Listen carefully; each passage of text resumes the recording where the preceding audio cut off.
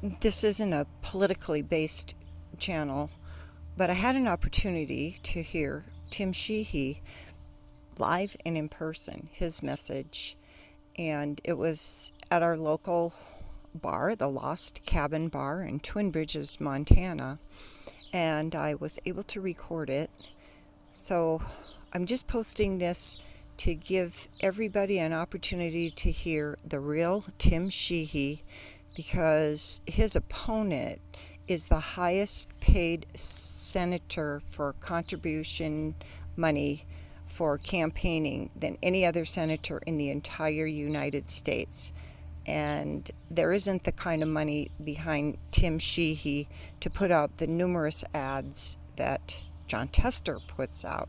And John Tester has put out a lot of false information about Tim Sheehy. So now here's an opportunity for you to hear really what Tim Sheehy is all about and what he stands for and why he's running for Republican Senator of Montana. It's a very important position, especially during this election. So please take the time to listen to what he has to say.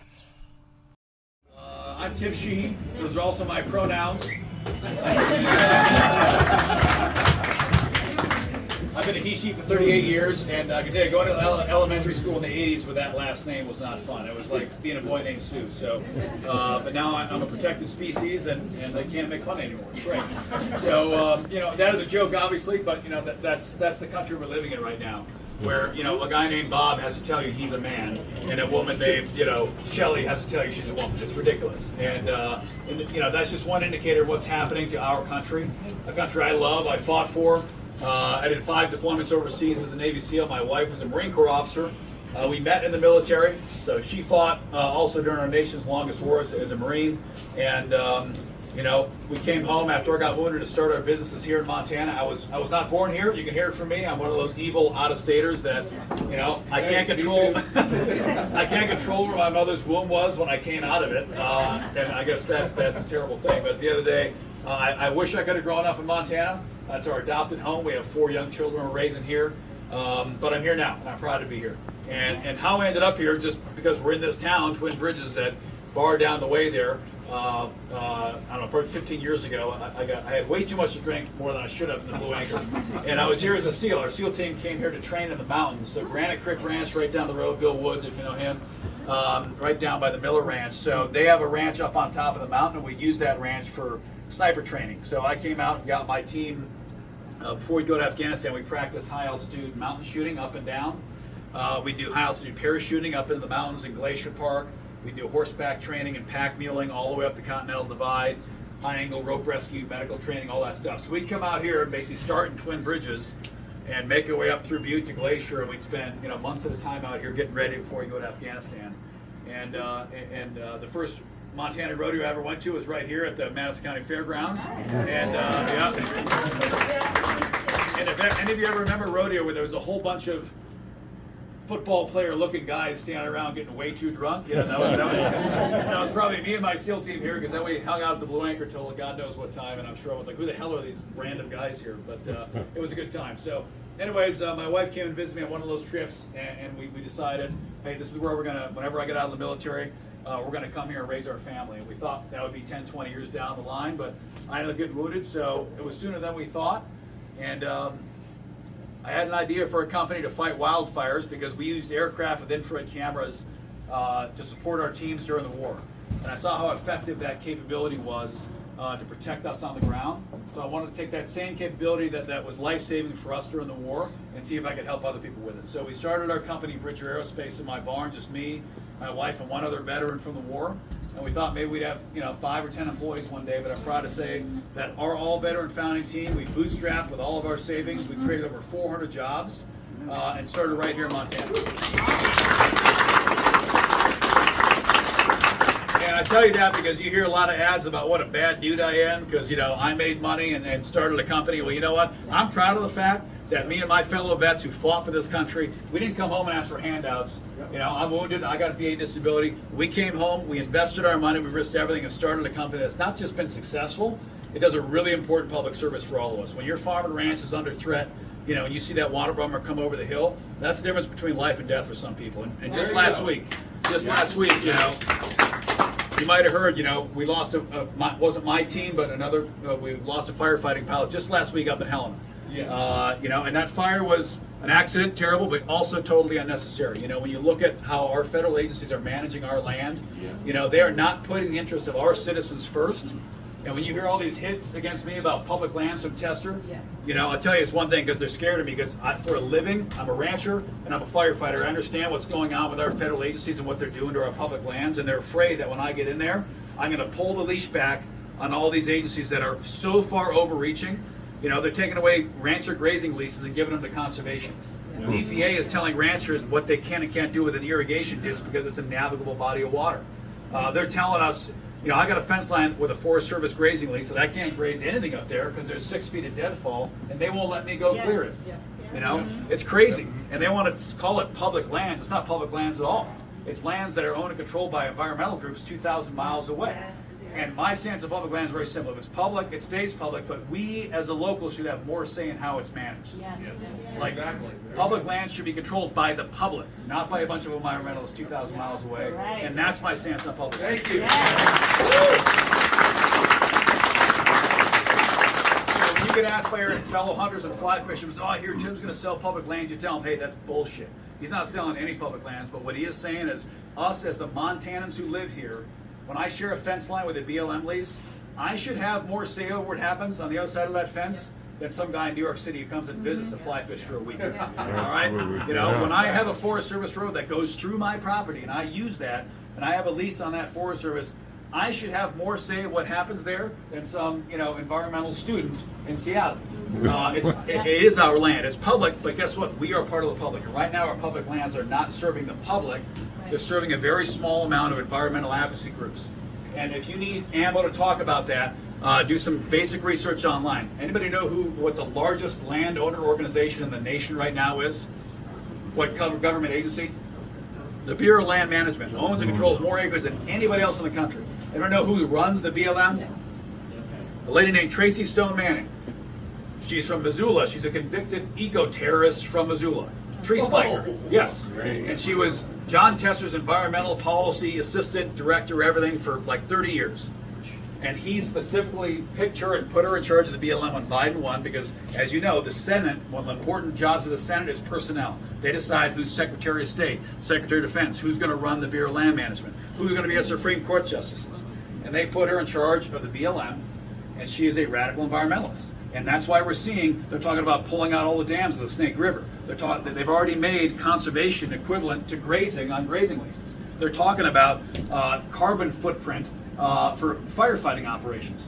I fly water bombers, and they'll say, well, we got to see how much carbon your planes will emit while it's fighting a wildfire. Like, look at that, it's crazy. So this is the kind of craziness that's happening, and that's just one example. And I use that example because we can all relate to that as farmers, hunters, ranchers. We can relate to how the public lands and how they're managed impact us every day. But this is happening. Yes, well, thank you for mentioning that. What we're seeing happening to our fossil fuel and mining industry in this country is criminal. It is a crime, and I'll tell you why it's a crime. Because we are seeing, when Trump left office, you were paying $1.68 a gallon for gas. Now you're paying $3.50. You know, we used to be able to make our own bullets, our own phones, our own wire. Now we can't mine anything in America because they've locked out the mining industry. We have the richest copper deposit in the entire nation, sitting up in White Sulphur Springs, Black Butte Copper, and they can't touch it. Every time they're about to touch it, they get injuncted because we have radical environmentalists running our government. And instead, we push our mining to other countries where they do it way dirtier, way more dangerously, and they use forced labor, basically human slavery, to do it. Why are foreign countries are mining over here? Yeah, right. And we're selling to Australian companies and Asian companies. So it's about time we return resource development as well to this country. That means fossil fuels. That means mining. That means coal. There's a war being waged on Colstrip right now. And if you don't think that affects you every day, you're absolutely dead wrong. Montana Resources will go out of business if Colstrip shuts down. They depend on that cheap power to run that mine. Your power bills will go up. 2x, 3x, I don't know. I'll tell you what direction they're going to go if Colstrip closes. Up. That's it. Your power costs will go up. And meanwhile, we have China and India building like 50 coal plants a year bringing them online, and we're trying to close one little coal plant in southeastern Montana that keeps the economy of 2 tribal nations going in an entire state, and they want to wipe it off the map. And John Tester has done nothing to stop it. Keystone XL, another mining fossil fuel resource project that totally should have happened and would have been a fantastic boon to the eastern Montana economy, shut down by the environmentalists. John Tester has not stopped this radical Biden agenda. Kamala Harris, as vice president, has broken more ties in the U.S. Senate than any other vice president in the history of our country, and it's only been 3.5 years. And that's important for the following reasons. Everything the White House does, whether it's appointing Supreme Court justices or passing legislation, the Senate is the check on the executive branch. That's what it's designed to be. The Senate's the firewall to make sure that what's happening is constitutional, and also it's what's good for the American people. And as you've seen, the Inflation Reduction Act, which is a hilarious title, the inflation, which printed $2 trillion of money, which sent inflation through the roof. As you've seen these environmental acts come through. As you've seen billions of dollars of student loans be forgiven. John Tester has had the opportunity to close the border, keep boys out of girls' sports, stop paying for illegal migrant flights, and billions, hundreds of billions of dollars going overseas, end this radical environmentalist agenda. He has not voted to stop any of it. And if you don't believe me, ask 2 senators, Joe Manchin and Kyrsten Sinema. They were Democrat senators who've been pushed out of their party now. They're now independents, and they're not running for re-election. And the reason they're not running for re-election is because the Democrats told them, you're not getting any of our money if you run, because you are not supporting our party anymore. Guess who's not having that problem right now? John Tester. John Tester could have voted against all those. Every one of those bills, all 30 of those bills, passed by one single vote. And in Biden's agenda, literally, John Tester's voted every single time for every piece of Biden legislation that's come across his desk. And as one vote, he could have stopped all of it. He could have stopped all this carnage that's happening in this country, and he didn't stop any of it. And then he wants to come home and act like he's a gun-toting, border security Republican. It's an insult to all of us that a state that went 20 points for Trump, he's going to come home and lie to our face like that. And that's why I call him Two-Faced Tester. Because he goes to D.C. and acts like a full-on socialist and comes back here and pretends he's a Republican. And I'm sick of it. I've never run for anything in my life. This is the first time I've run for any political office. And I was never had a political bone in my body. I was 35. I'm 38 now. I was 35 when I watched Kabul collapse on television. And I was on the phone with friends and allies and interpreters, guys I served alongside, who I promised we wouldn't leave behind. And I was watching these bodies fall from airplanes. I was on the phone listening to people get shot and executed. It was for a war my wife and I both fought in. I was wounded there. I lost friends there. I was ashamed to be an American that day. It was a shameful, disgusting thing to watch. And for those of us who fought there and spent our entire, most people in their 20s, they're working a chairlift, they're hunting, they're having fun with their friends. My wife and I were fighting the war. And for 6 years, we saw each other about 45 days spread across 6 years, which those of you who are married know that's the secret to a happy marriage, right? Is never actually see your spouse. She's my best friend, and we have 4 beautiful kids. But, we sacrificed a lot, as did our friends. Carried friends home in boxes. And, when I saw how we pulled out of there, for me, that was the light bulb for me. It got me involved and said, I refuse to watch this country get sold out anymore. So I don't know what your light bulb is. I don't know what brought you here today. But you have to get involved, because we have to save this country. It's that simple. And I'm not going to save it. Donald Trump's not going to save it. Steve Daines isn't going to save it. J.D. Vance isn't going to save it. You have to save this country. It's going to take a movement to stop this lunacy that's happening, to close the border, to return the American economy to strength, to bring interest rates down, bring inflation down, make sure our kids are actually learning in school what they should be learning instead of being indoctrinated. Bring common sense back to our public lands. That's not going to happen by electing 1 or 2 people. It's going to happen by you guys getting involved. And I think it's the greatest threat to our country right now. It's not fentanyl, it's not Russia or China, it's apathy. It's the fact that most Americans, they just don't give a shit anymore, and they think that the ship's already sailed and there's no fixing it. And I'm an optimist. I firmly believe we can fix all these problems. I really do. But it's going to take everyone getting engaged. I'm getting involved. Trust me. I would much rather be with my 4 young kids flying water bombers and working my farm and ranch right now than hanging out with you. I can tell you that much. But someone's got to do it, and I think we need a new generation of leaders. We can't keep sending the same people back to D.C. for 10, 20, 30, 40, 50 years at a time and expect things to change. I mean, we just can't keep doing that. So we need fresh blood, and I think veterans are a great answer, and business owners are.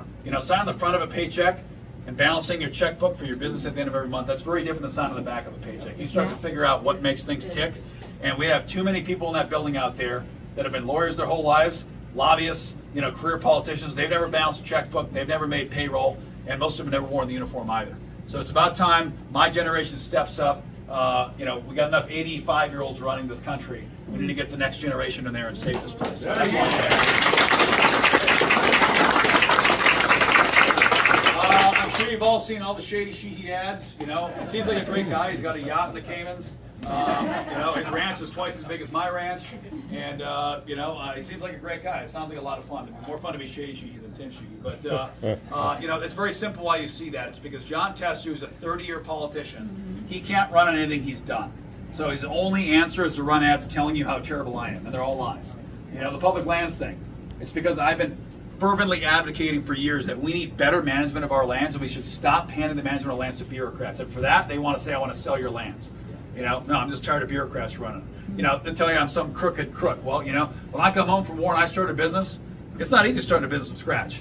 Yeah, I take loans. Who took a PPP loan in here who owns a business? You take a paycheck protection loan so your people stay employed when the government shut our businesses down? Yeah, I did that. I'm not going to apologize for it. I've created hundreds of jobs, and I'm proud that I've kept those people employed through some really tough economic times. He wants to hit me on that. Welcome. He's welcome to do that. One thing, another thing you got to tell folks. If you're here, you're a leader by definition. You've taken the time to come. People will listen to you. And you talk 10 people, 20 people. I'm so damn tired of hearing about John Tester taking care of the vets. All right, that's bullshit. All right, just because he gets a flat top haircut does not mean he gets to pretend to be a vet. All right. I'm just tired of it. You're like, well, I don't really agree with him, but boy, he takes care of those vets. I'm like, slap him upside the head. Like, no, he hasn't done anything. Like, the Montana VA is not in a good spot. And like many bureaucracies, the VA is full of a lot of good people trying to do the right thing, but guess what? The bureaucracy is just not good. And, he's been on the VA committee for 15 years, and this is his shtick. You've been there for 15 years. If you're the answer, how come in 15 years you haven't fixed it? So don't tell me a combat wounded vet. The VA was my only source of health care when I got out. My wife's a veteran, her brothers are veterans, most of my employees are veterans. Don't lecture me about veterans issues, John, all right? I don't necessarily care that you never served in uniform, but don't act like you're our savior, because you've had 15 years to fix these problems and the needle hasn't moved a bit. So when people bring up veterans issues, he takes care of the vets. If his look at his veteran record. He's been the chair of the VA committee on and off for 15 years. Right now, we have record high veteran suicides in this country. Record high wait times in many of our districts across the country for the VA. And right now, we are spending 2 to 3 times more money per person on illegal immigrants than we are on our veterans.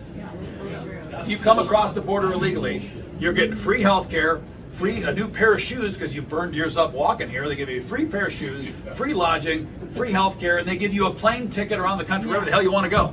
And guess what? You're paying for that. That's not coming from like a leprechaun's pot of gold up there just falls out of the sky. That comes from American taxpayers' pockets. And if that doesn't piss you off, I don't know what does. When we're in record deficit spending, record debt, we're being told we don't have enough money to secure our border, and we don't have enough money to take care of our vets, but apparently we can spend $90 million renting hotel rooms for illegal immigrants. All right? I'm pro-immigration. I want people to come to this country. That's what this country is built on. But come here the right way. We have every right to know who you are, where you came from, what you're going to do when you get here. And it's about time we seal that border tomorrow and get the situation under control, because it's affecting Americans all over the country. There you go. Yeah.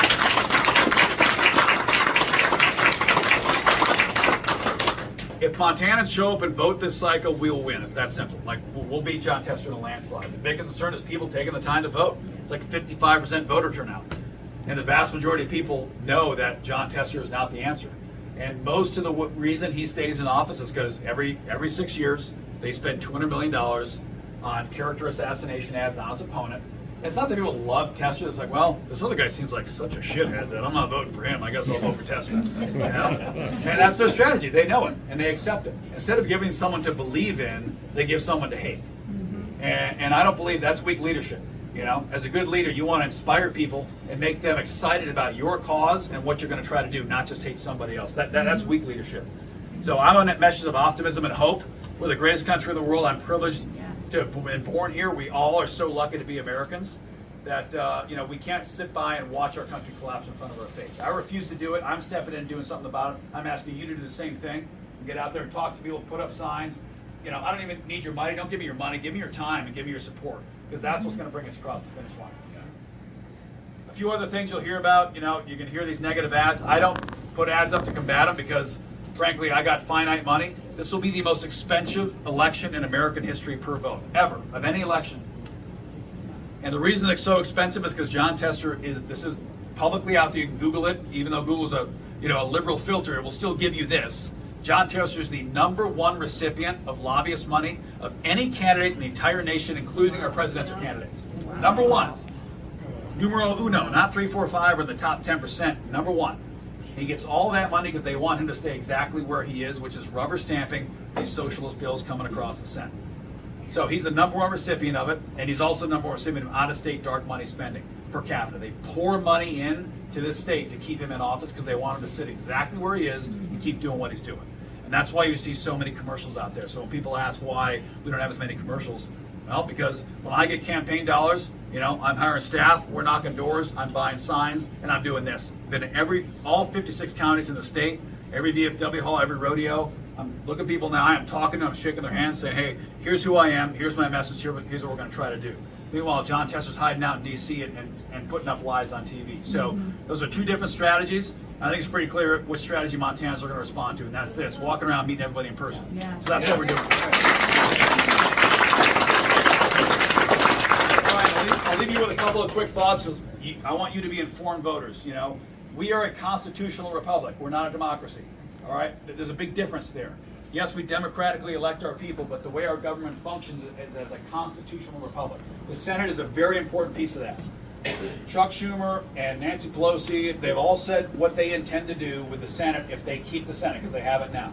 They will eliminate the legislative filibuster. That takes legislation from 60 votes to 51. With that, they will add 2 more states, D.C. and Puerto Rico. That's 4 more Democrat senators right away. That's a Democrat majority. Then they will pack the Supreme Court to dilute the conservative majority we have now. That's not conspiracy theory. They've said it. They've posted about it. They've written articles about it. That is their plan for the United States Senate should I lose this November. If that happens, the Senate becomes a rubber stamp for everything that the executive and judicial branch will do. The Senate ceases to be, it becomes a permanent Democrat institution. And let's be clear, the Democrats have been trying to do this since World War II, since FDR's day. They've been trying to expand the Supreme Court and execute this plan. That's what they will do. That has huge implications for the future of the nation. Huge implications. That's what's at stake this election. I'm not running just because I want to be a senator. I'm running because when I fully understood what was at stake in this race, we are the race to flip the Senate and control it. It's not just a Montana U.S. Senate seat. This is control of the entire U.S. Senate on the line here this November, here in Montana. Montana literally is holding the future of our country in our hands. And so few Montanans understand that. Most of them are like, it's just another Tester run, whatever. He's been there for 30 years. He can't do no harm.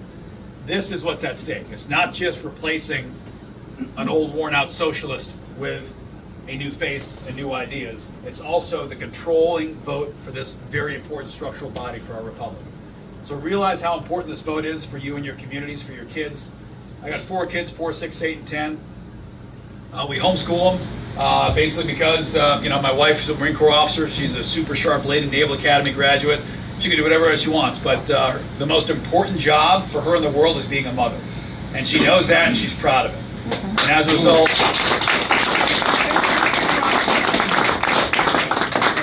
we homeschool our kids because we want them to be raised to love their country, have a good relationship with their faith and their God, and most importantly, be a part of the family.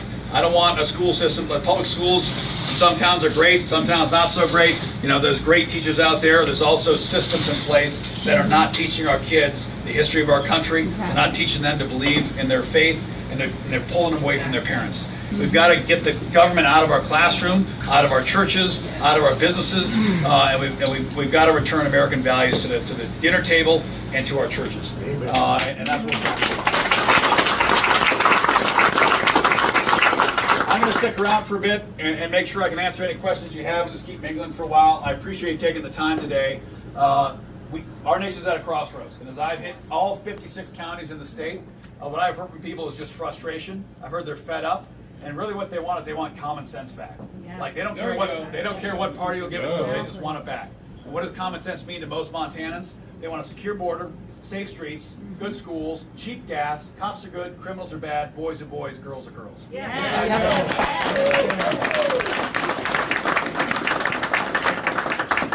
if anybody asks what my campaign message is, that's it. Great to meet y'all. Thank you. Thank you.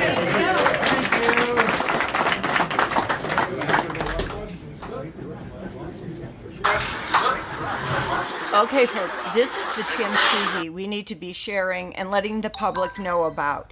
And it's critical that Montana takes the Republican Senate seat this year, as you just learned from his message. So share this with your friends, repost it, rewatch it, and really get involved in the election campaign this year. We need to make a difference, and we can. Thanks for watching. And Tim Sheehy, thanks for stepping up to the plate, and especially coming to Twin Bridges, Montana. Best of everything.